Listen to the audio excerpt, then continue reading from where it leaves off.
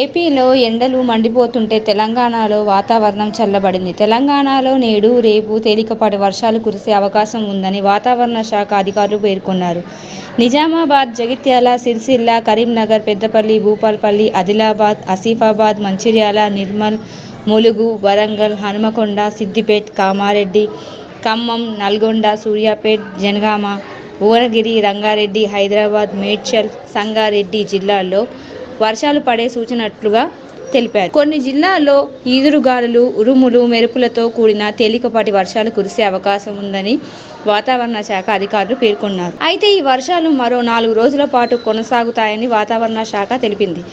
తెలంగాణలో ఈ నెల 14 వరకు ఓ మోస్తరు వర్షాలు కురుస్తాయని వాతావరణ శాఖ తెలిపింది. కొన్ని జిల్లాల్లో మాత్రం ఈదురుగాలులు, ఉరుములు, మెరుపులతో కూడిన మోస్తరు వర్షాలు పడతాయని హెచ్చరించింది. ఈసారి దేశవ్యాప్తంగా రుతుపవనాలు రావాల్సిన సమయానికి ముందే రావచ్చని వాతావరణ శాఖ అధికారులు అంచనా వేస్తున్నారు. ఫలితంగా భారీ వర్షాలు కురుస్తాయని చెప్పారు. ఛత్తీస్గఢ్లో ఏర్పడిన ఆవర్తన ద్రోణి కారణంగా 2 రోజులుగా రాష్ట్రంలో వాతావరణం ఒక్కసారిగా మారిపోయిందని హైదరాబాద్ వాతావరణ కేంద్రం అధికారులు వివరించారు.